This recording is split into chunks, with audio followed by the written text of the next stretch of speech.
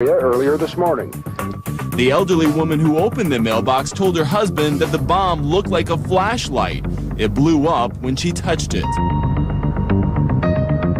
Each of these stories is a little different, yet each shares one thing in common. The victims never saw it coming. A booby trap is an explosive or mechanical trap that is designed to appear totally innocent. But when it's moved or touched by an unwary person, it suddenly goes off. Anything at all can be booby-trapped, or booby traps can be fabricated from just about anything that you can get your hands on. Dynamite wired to a car's ignition. As the key is turned, it ignites. A shotgun hooked up to a doorknob. When the door opens, it goes off. Even a water faucet, rigged so when it's turned on, an entire house explodes. Bottom line is, a lot of bad people out there with very vivid imagination. Most booby traps are meant to kill or seriously injure their intended victims.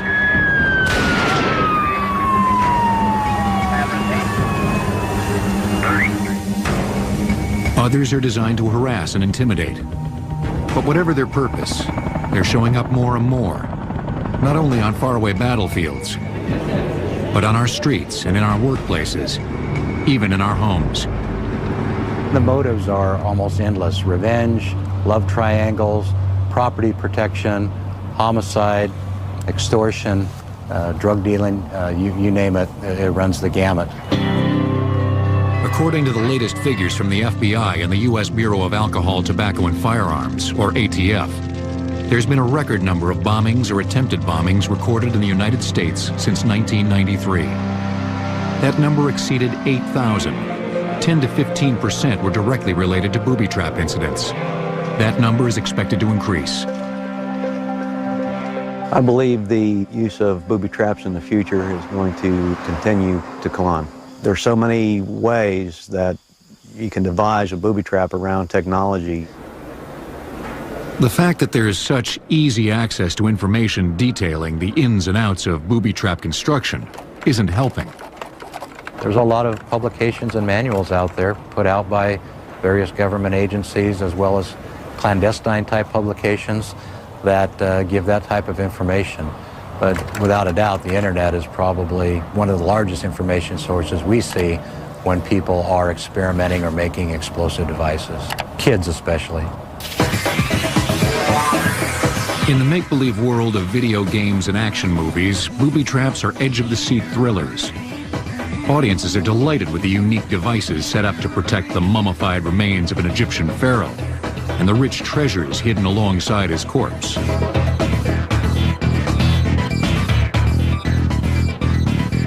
In reality, the ancient Egyptians used booby traps sparingly. The pharaoh's builders camouflaged the entrances to their tombs with rocks and debris and carved curses into the entrances and on the walls inside the tomb.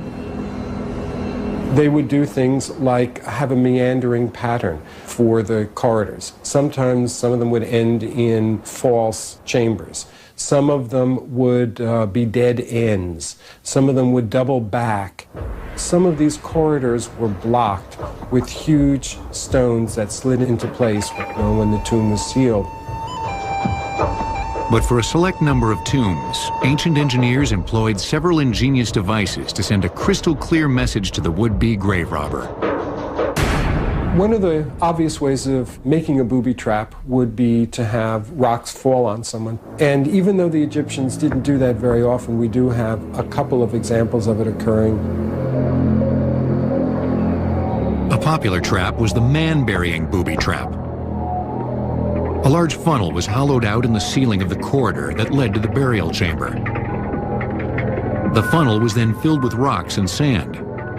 A large blocking stone was then rolled in under the shaft. A robber trying to dig around the blocking stone would trigger the sticks holding the funnel together, collapsing the entire thing and burying the thief alive.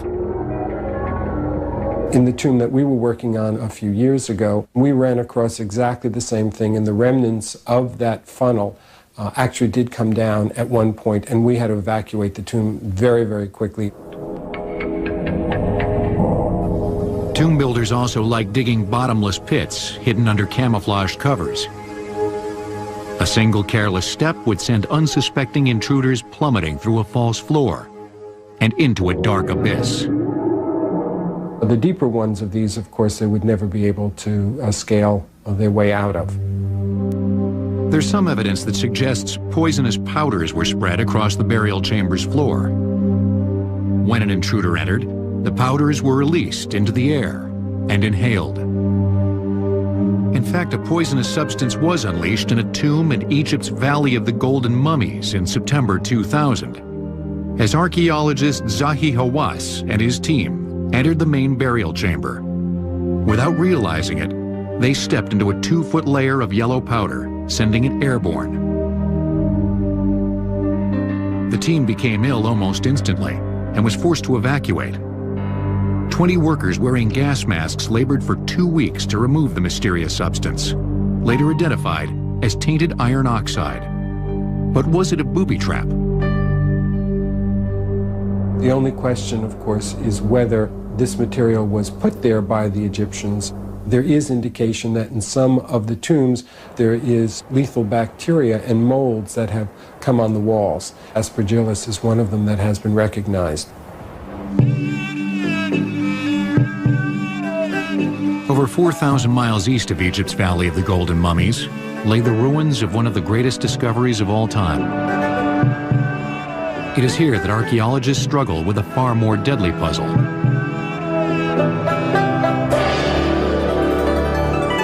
100,000 slaves toiled for 36 years to build the mausoleum of the Chinese Emperor, Qin Shi Huang. It covered 10 square miles and was buried 15 stories underground. For 2 millennia, an army of 8,000 life-size terracotta soldiers and horses kept watch over his complex burial site. According to folklore, scores of booby traps wait in silence as well. By popular myth and legend, the tomb is protected by an elaborate system of crossbows and other weapons waiting to be discharged at any potential grave robber. There are also supposed to be large ponds or even rivers of mercury placed inside the tomb for its noxious fumes, which would theoretically overcome any intruder. Today, most of the site has yet to be excavated. One of the reasons is that Chinese archaeologists and their workers believe that crossbows do exist. They are proceeding slowly with great caution, so as not to become modern victims of the Chinese emperor's ancient booby traps. Early engineers had managed to turn the art of protecting burial grounds and tombs into a deadly science. But it would take ancient armies and military geniuses to transform booby traps from guardians of the dead to weapons of war. The term booby trap originated in the mid-1800s and defined a type of practical joke. It required a gullible victim, the booby, who could be fooled into getting caught in some kind of comical trap. Booby traps will continue on Modern Marvels. It was on the battlefields of North Africa, Greece, and the ancient Near East that military geniuses like Alexander the Great and Julius Caesar first discovered the tactical significance of booby traps. By setting up hidden snares and traps, they realized they could injure or kill unsuspecting enemies without exposing their own troops to danger. Early on, commanders favored camouflaged pits, deep enough to hold razor-sharp spears, angled to impale the foe.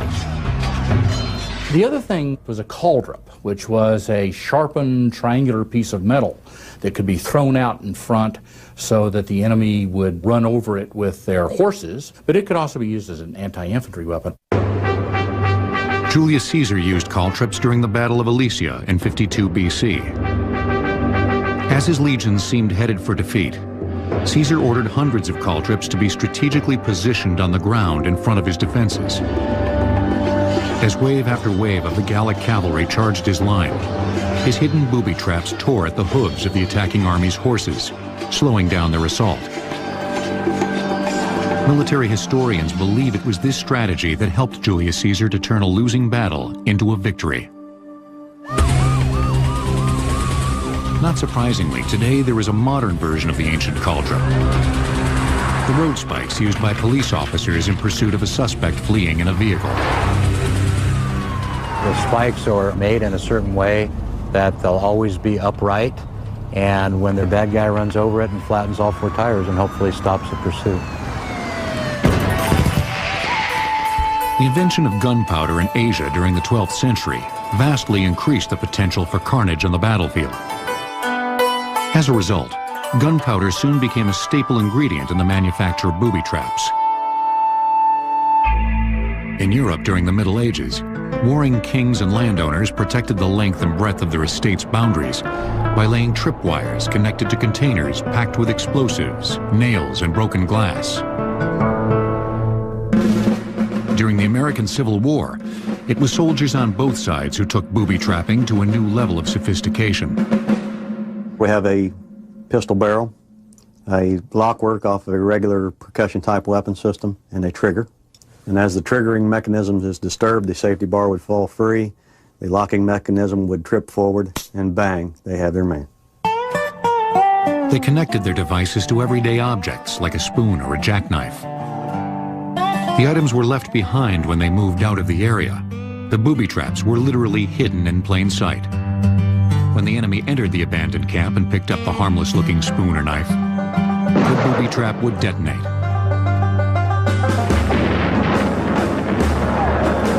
By the time World War I began in 1914, the machine gun and artillery were the dominant weapons on the battlefield. The use of this hardware made free movement impossible. So both sides adopted trench warfare. But as the American, French, and British forces attempted to storm the German trenches, they found that yet another deadly weapon awaited them.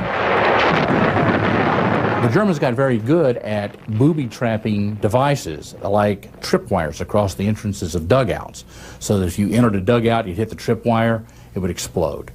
They also got very good at booby-trapping a helmet or a Luger pistol because everybody wants a souvenir. So these things were rigged in such a way that if you moved them, they would explode. During World War II, the art and science of the military booby trap exploded, literally and figuratively. There is a combination of ways that a booby trap can be triggered.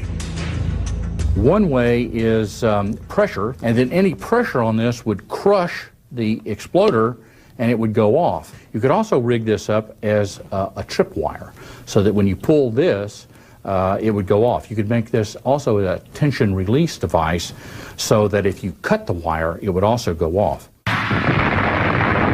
German soldiers planted booby traps along roads and in fields to catch the unsuspecting or the inquisitive. Allied soldiers landing on the beaches of Normandy on D-Day met anti-tank barriers that were rigged to explode if moved.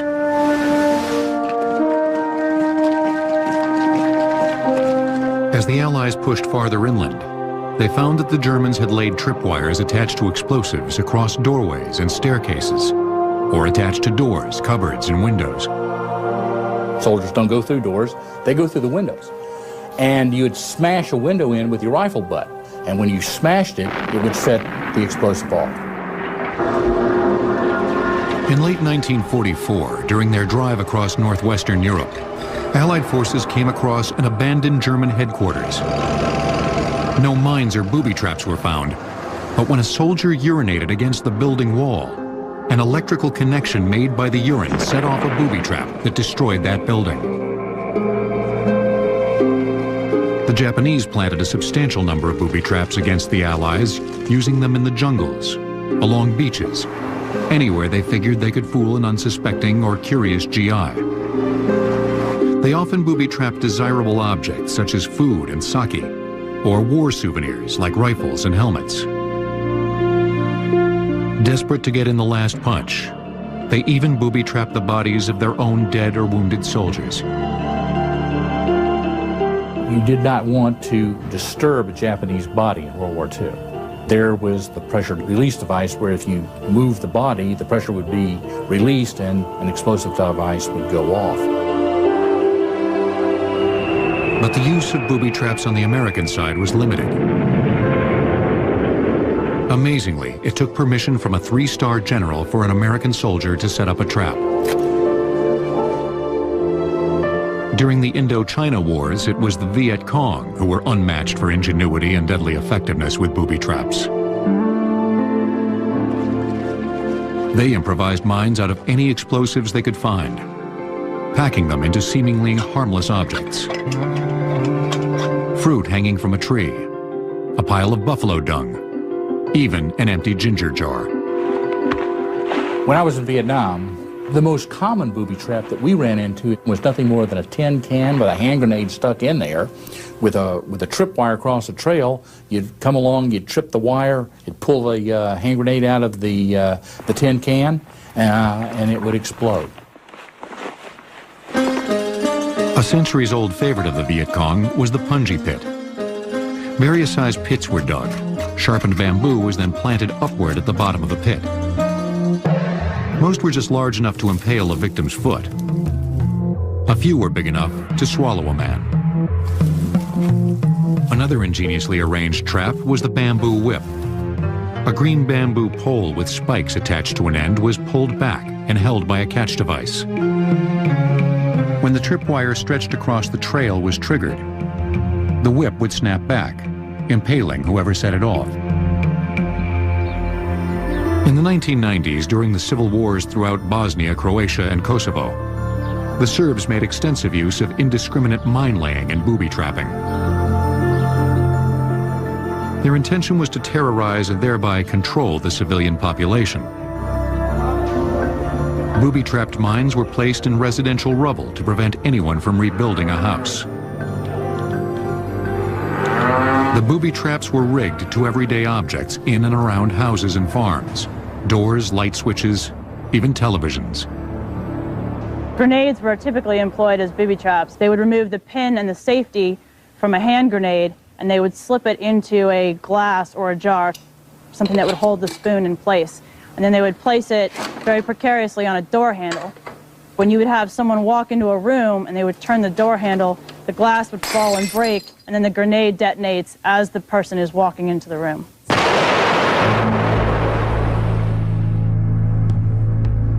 One very complex booby trap consisted of a pile of explosives hidden in the attic of a house, then linked by an elaborate wiring system to the kitchen faucet.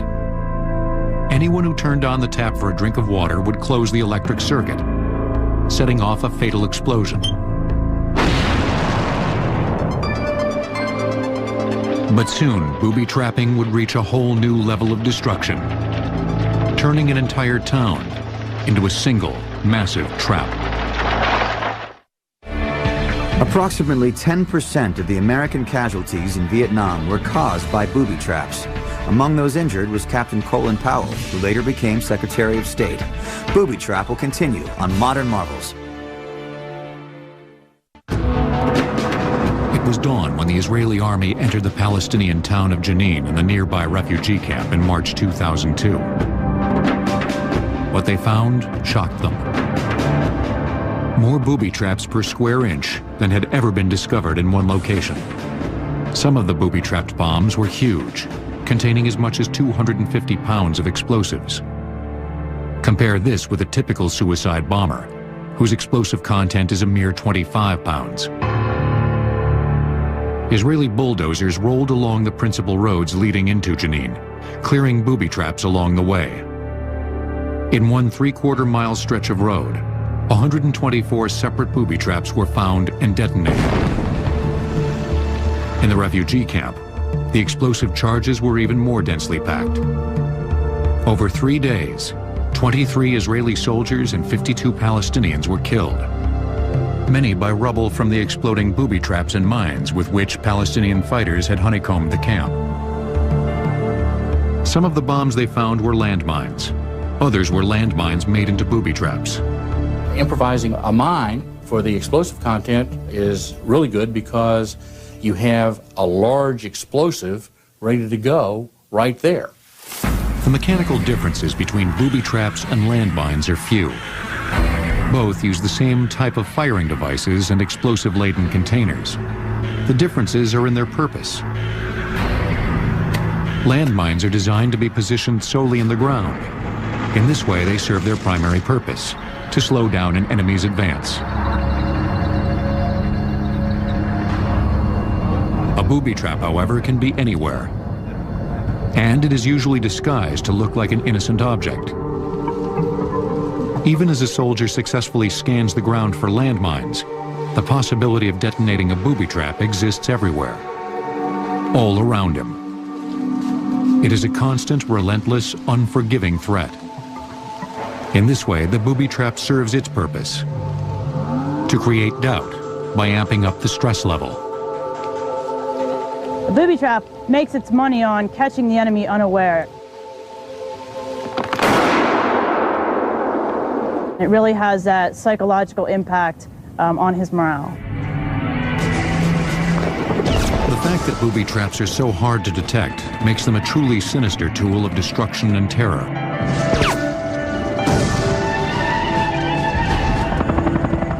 American forces in Afghanistan were in constant danger of detonating booby traps. Most Al-Qaeda caves or weapons cache sites were loaded with them. When a soldier or a Marine did find a booby trap, his standing order was to let the Explosive Ordnance Disposal, or EOD, personnel deal with it. The reason the EOD people went in to try to take care of that was there was a possibility that there were also documents in there, anything that could be used as evidence and possible indicators as to what Al-Qaeda might do then and in the future. Once a cave had been cleared, it was demolished. Today we're going to talk about some mines that can be booby trapped. Manufactured in Yugoslavia. This group is currently being trained to detect a variety of the latest booby traps. This mine, made in Those manufactured by the military, found in Bosnia, and those that are improvised by terrorists and guerrillas. The way it's used as a booby trap, this is going to be a tripwire or pressure function. We teach Marines that there exists the possibility that every obstacle is booby trapped. Sergeant Osmore, go hand me that mine.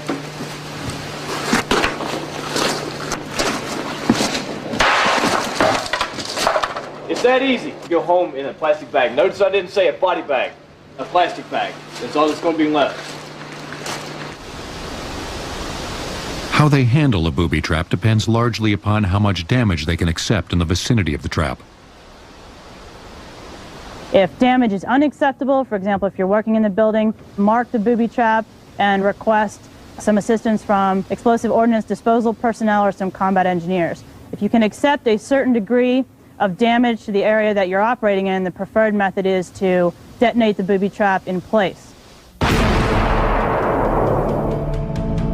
To help ensure their safety, the Marine EOD personnel often rely on tools, like this remotely controlled robot called Andros. We can use it to recon the suspect item, and if it is a bomb or booby trap, we can use this device also to disarm or disrupt or even x-ray or move the device. Got 3 different video cameras on board. This is my forward-looking camera, and this is a side view camera. It has pan, tilt, and zoom features in it. This is my bottom view camera. It's got all the basic features of a regular arm. It's got a shoulder, a wrist, an elbow. It's got a gripper that acts like a hand. I can open and close the gripper. The wrist turns 360 degrees. As long as I can reach it, which usually is about 7 feet, I can do anything I want with it. But remote control robots like Andros were not available to military EOD during the war in Somalia in 1993. Disarming the improvised booby traps had to be done carefully, the old-fashioned way. In Somalia, we encountered booby traps almost on a daily basis. They would use very simple booby traps, things like hand grenades under rocks, hand grenades wedged between doorways. Somalian warlords and their hired thugs seldom used booby traps in a military sense. They did use them to terrorize and then to extort money from their own countrymen. There were 2 or 3 well stations in the city. People would take a landmine, put a hand grenade underneath of it, and they'd make it readily obvious that you could see it. The warlords created visible booby trap mazes around the wells. then stood with their guns poised and their open hands outstretched, ready to take payment for leading thirsty Somalis safely through the maze to the well. We would work on a daily basis to go out and clear some of these booby-trapped items. Extortion isn't the only motive for the bad guys setting booby traps. Some of the most famous mad bombers were just that, madmen. Around the world, someone is killed or injured by a booby trap, landmine, or other similar explosive device every 22 minutes. Booby traps will continue on Modern Marvels.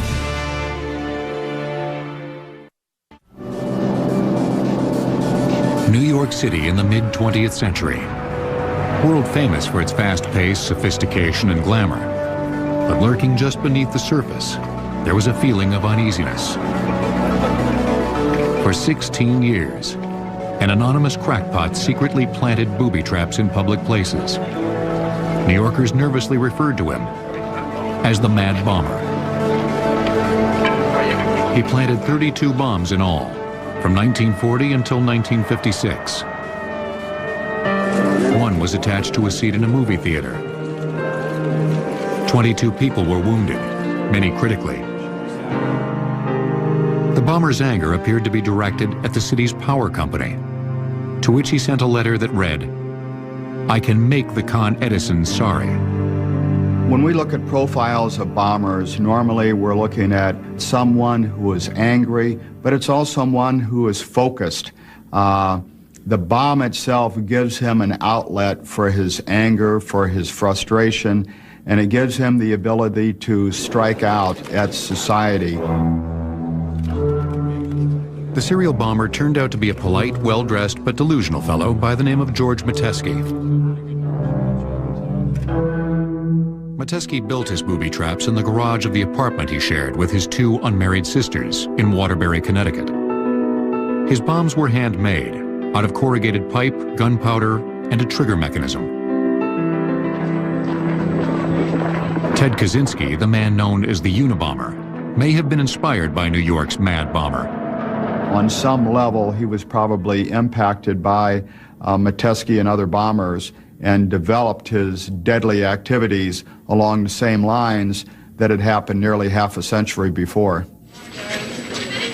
Kaczynski had a gripe against anyone he believed was corrupting the environment with modern technology.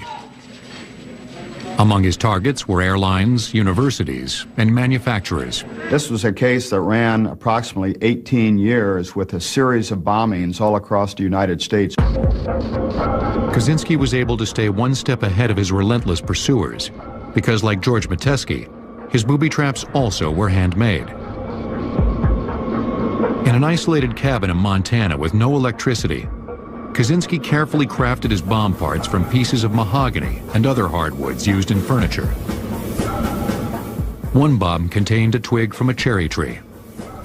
Even the screws that were used to put it together, he had crafted from hand. They were a labor of absolute love for him.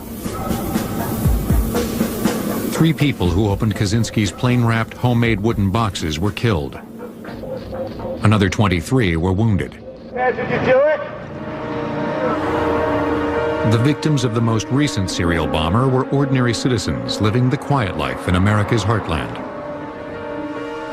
Their terror lasted for 1 week in May 2002.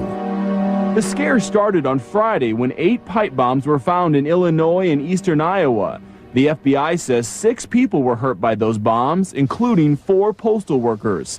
You'd think out here in the rural Nebraska, it's not going to happen. Why they picked our road, why, I have no idea. One more time, it appeared to be random bombings without purpose, and the authorities were forced to consider anything from members of militia groups to international terrorists to high school kids with bombs. A nationwide manhunt resulted in the arrest of Luke Helder, a 21-year-old industrial design student. He said he planted booby traps because he didn't like the way the government created laws that he felt manipulated lives. Buying the parts to put his booby traps together was easy. Luke Helder, like so many other makers of booby traps, was able to purchase all of the components for his deadly devices simply by going to local stores and purchasing over the counter the supplies, the equipment that he needed. There was no license, there was no identity check. He told authorities the placement of the bombs in mailboxes across the country was to create a smiley face on the U.S. map.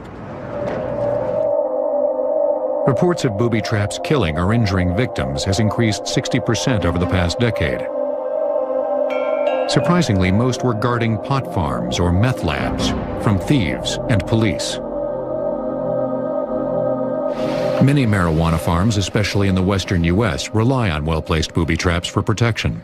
One of the most common and more deadly booby traps that we find around marijuana patches is the shotgun type trap.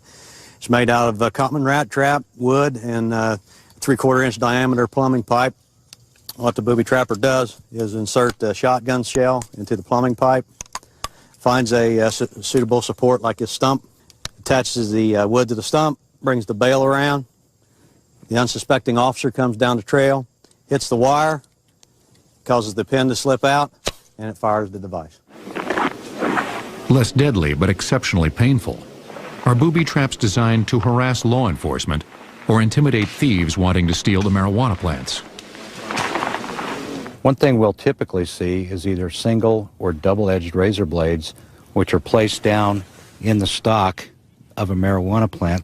It deters people from just reaching in and grabbing the plant and pulling it out because they're going to get cut if they don't know it's there. There's another painful, non-lethal trap out there that tears at the face. It's just a simple fish hook with fishing line attached to it. You can see it's very, very sharp on the end and has barbs. Where we'll typically find these is hanging on small branches. When you walk through here, they're going to either snag in your eye, in your cheek, your scalp, or somewhere along in your head area. And with the barbs on them, they're not going to come out very easily. Meth labs rigged with booby traps present another deadly challenge. More than 18 law enforcement officers were killed and hundreds of others wounded in recent years attempting to enter and close down these illicit operations. We have found shotgun booby traps behind doors where you open the door and it fires a shotgun. They're also finding a lot of chemical type booby traps, probably not going to kill them, but could seriously injure them and cause potential long-term damage. Not all booby traps are meant to kill or injure. Some are to provide early warning. A very simple device is nothing more than a tripwire, empty can, a handful of pebbles. Pebbles go in the can. Officer comes down a trail.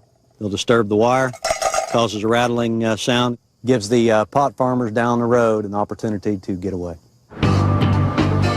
Experts agree that the chances are slim for the average citizen to be caught by a booby trap. But these same experts caution that it is possible, especially for hikers or bicyclists who innocently wander into a marijuana field on public lands. If you're in a national forest, if you're in a state park, there's the possibility that you could stumble onto an illegal marijuana grow that is booby trapped with either lethal or non-lethal means, or both. One very famous booby trap case involved a gambling casino in a small Nevada town called State Line. The year was 1981. They made this big bomb, they put it in the Harvey's casino. They said, you give us some money and we'll tell you how to take it apart. Classic extortion bombing. The extortionists had built 25 tamper-proof booby trap devices inside a refrigerator bomb. Authorities decided it would be safer to destroy the 1,100-pound bomb in place rather than risk trying to disarm it.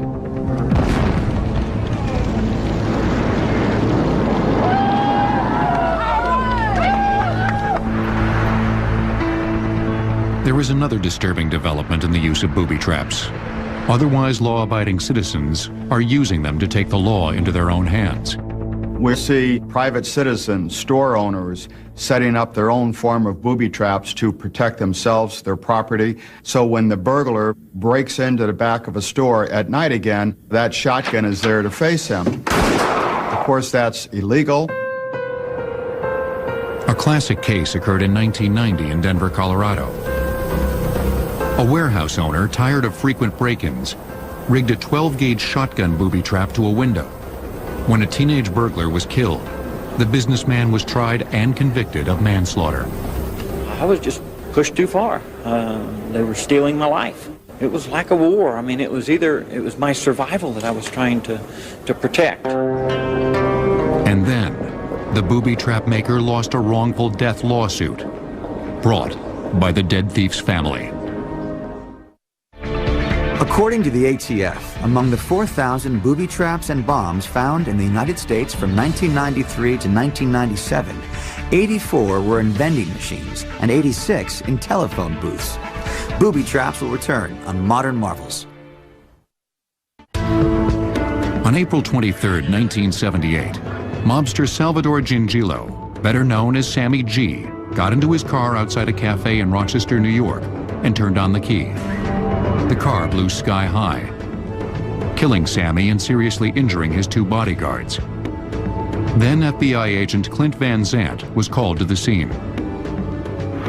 The drunks, the winos, the pimps, the prostitutes that had been standing around watching ran over and started picking up the pieces of metal, the shards of glass. They all wanted a souvenir of the demise of Sammy G. Gangsters have been booby-trapping the cars of the competition with bombs ever since crime became an organized business. But an alarming number of public officials and corporate executives in the U.S. and abroad have found they, too, are targets for car bombs.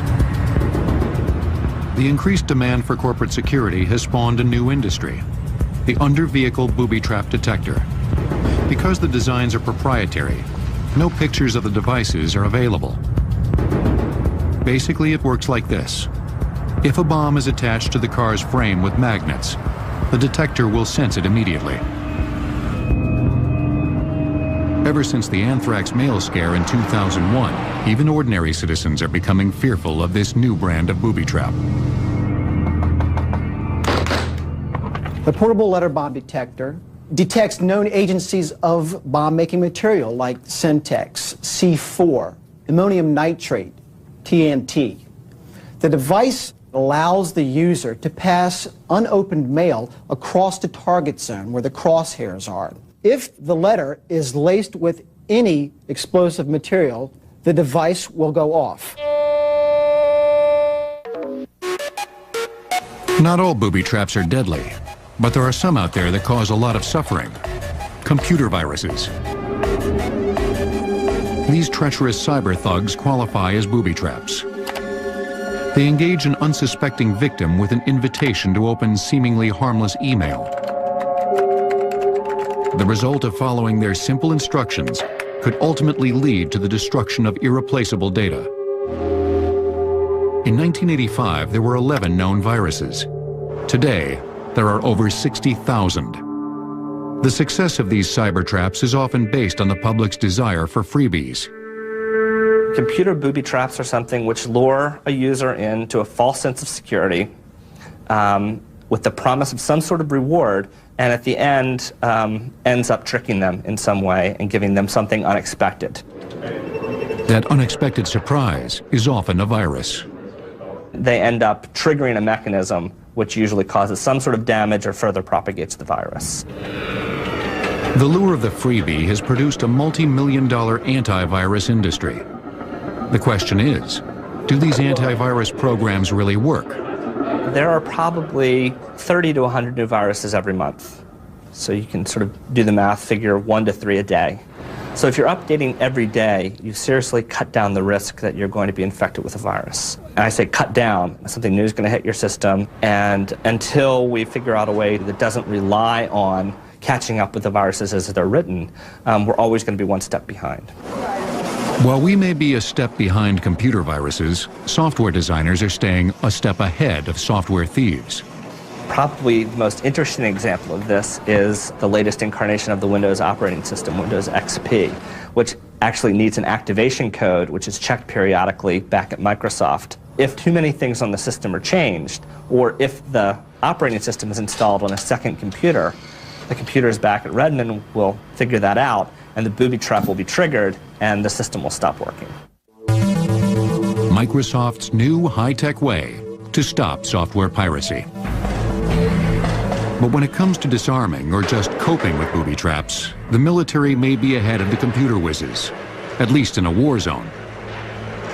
The right tool for the booby trap bombs found on the battlefields may be the TRCs, Tactical Remote Control Vehicles. They have many jobs, but in the hands of a bomb expert, they are particularly effective in defusing booby traps. The TRCs, called packbots, established that value in test after test. Looking like miniature tanks, stripped of their guns, the packbots moved with agility and navigated in the tightest of spots. Their onboard video cameras and audio sensors provided the precise and careful remote movement for safely rendering booby traps useless. I think in the next 10 years, you're going to see the technology probably overtake us from where we are today in ways that we can't imagine as bomb techs being able to deal with explosive devices. Perhaps the simplest and most intriguing future technology involves the U.S. government's experiments with honeybees. Researchers at the Pentagon have taught whole hives to ignore the scent of flowers and instead trained them to swarm on traces of explosives. Others might say the future of detecting booby traps has gone to the dogs. Because of 9/11, there has been a great demand for an increase in the number of explosive detection dogs trained throughout the United States. We've been tasked here at ATF to train more canines, and so have all the other law enforcement agencies across the United States. The ATF Canine School has trained 300 dogs since 1990. They work in embassies and airports in 13 countries overseas. Another 70 ATF dogs work domestically. ATF dogs learn how to distinguish the smell of explosives from other odors that are similar, like oil, gasoline, and antifreeze. Here, a dog is being trained to separate the smell of engine grease from explosives. And when they get a whiff of it, they'll sit down and alert their handler that there's a device there. If a package has already been determined to be a possible booby trap, dogs are not used. That doesn't put the dog or the handler or anybody else in danger. Of course, most of the booby trap detection devices being researched and tested today are years away from making it to the field. Until then, the grunt trudging through the battlefield and the cop investigating the meth lab must continue to be suspicious of what he touches or where he steps. The best advice I can give is to use your gut instinct. If you think something's wrong, it probably is. If you think you've encountered a booby trap, you probably have. Call for professional help and let us take the risk. That's what we get paid to do.